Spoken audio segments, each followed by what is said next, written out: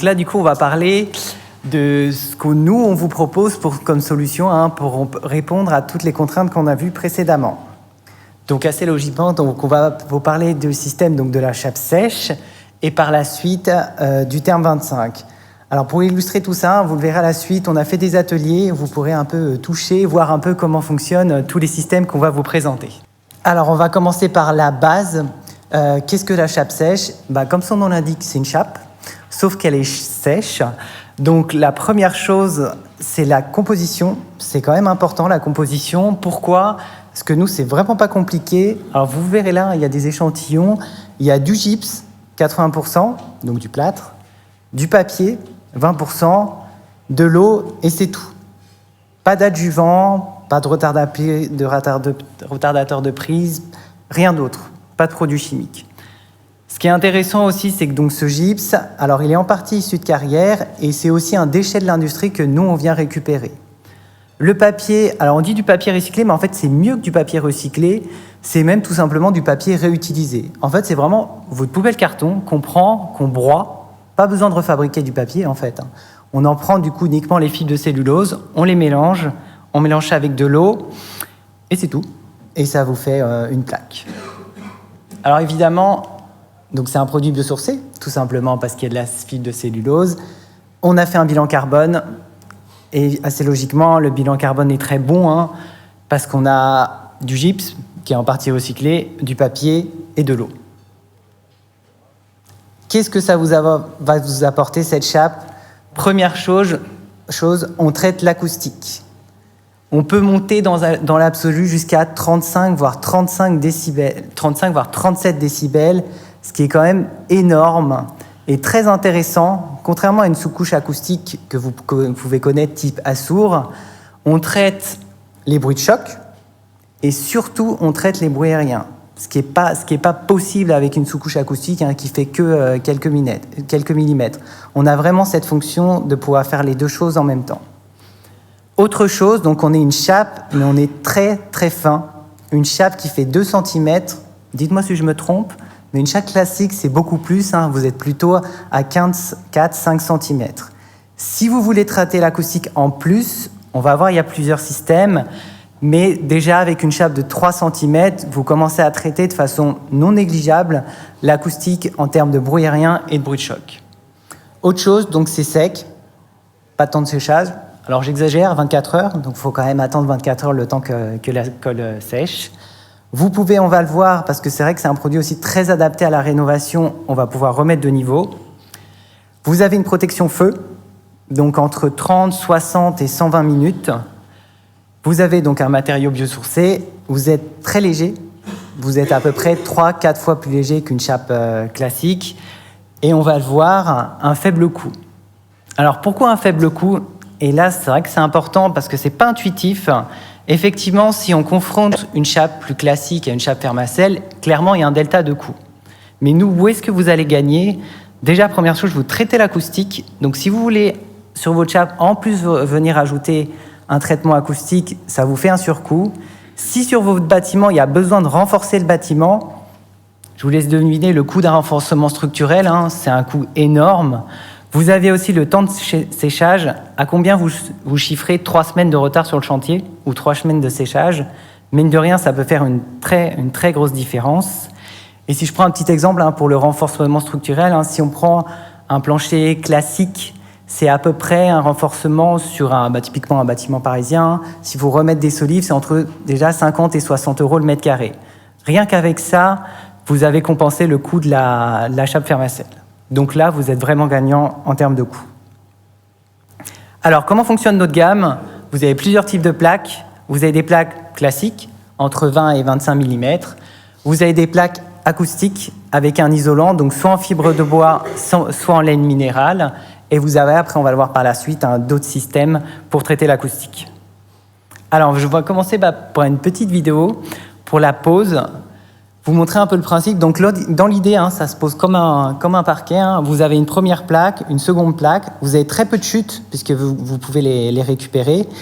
Donc, il y a un système de battue. Vous coupez la battue. Vous posez la plaque. Une fois que vous avez posé la plaque, il y a un système de fixation des plaques entre elles.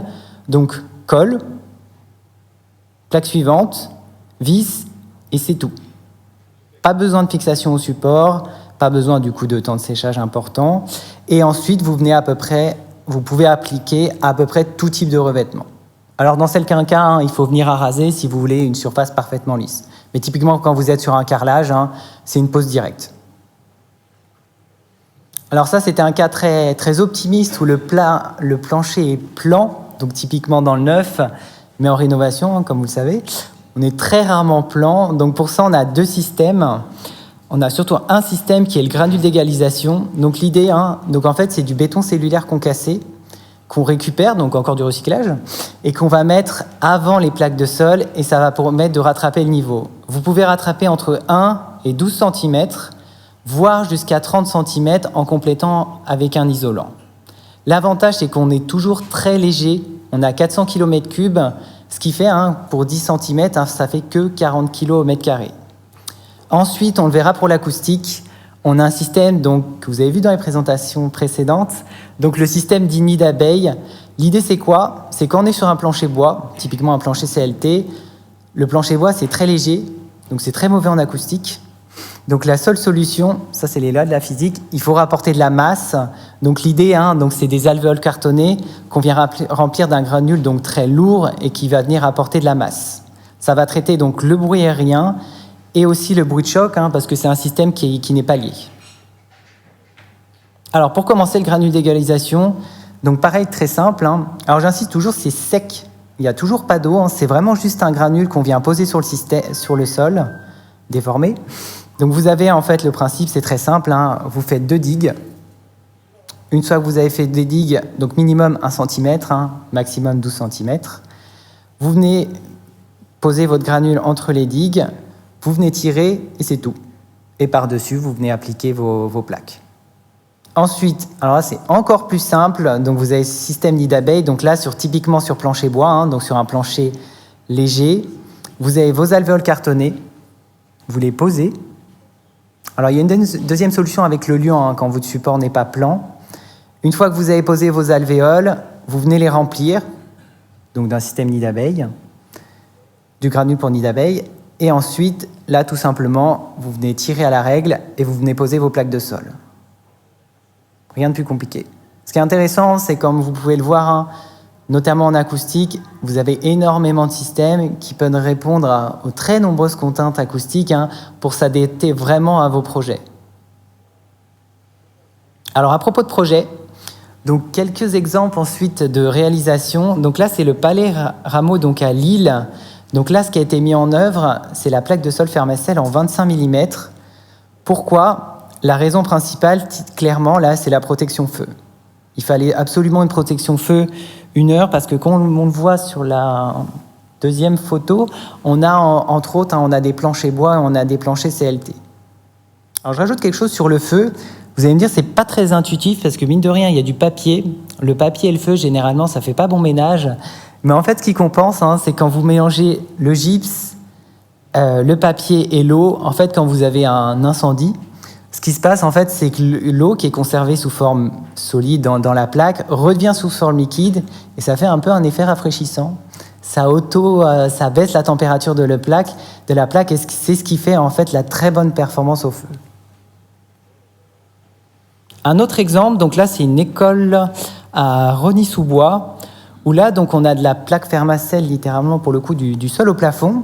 Donc vous avez au sol donc le système de chape sèche avec les alvéoles cartonnées qu'on va remplir donc de granules. Et ensuite, vous avez aussi Fermacell qui s'utilise aussi en cloison. Vous le voyez là, donc sur une structure bois et sur le plafond.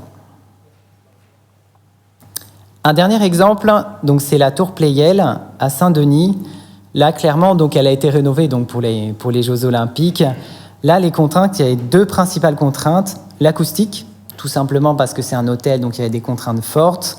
Vous avez un support déformé, parce que là, me demandez pas pourquoi, mais la tour est affaissée au milieu. Il y a à peu près 4-5 cm de flèche, donc il fallait rattraper le niveau. Et dernière contrainte aussi très importante, le poids. Parce que là, ce que j'évoquais, s'il faut commencer à renforcer la structure en termes de coût, c'est pas viable.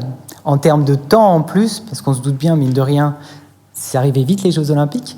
Donc là, clairement, donc la solution qui a permis de répondre à toutes ces contraintes, donc c'est le granule d'égalisation, environ 4-5 cm au centre de la tour. Et par-dessus, donc la plaque la plus épaisse qu'on ait, la plaque en 45 mm. Donc dans la composition, donc c'est 20 mm de laine minérale avec 25 mm de plaque. Et avec ça, c'était clairement le seul système qui permettait de répondre aux contraintes du projet. Alors pour être plus concret, donc en chape sèche, vous avez 2 ateliers. Un premier qui est ici, où vous allez pouvoir donc voir les composants, le système nid d'abeille, concrètement à quoi il ressemble, et un deuxième où vous allez pouvoir tester l'acoustique. Donc vous avez des billes que vous pouvez lancer, et vous verrez la différence entre là où on met une chape, donc la plaque de sol, et un autre système où il n'y aura pas de traitement acoustique.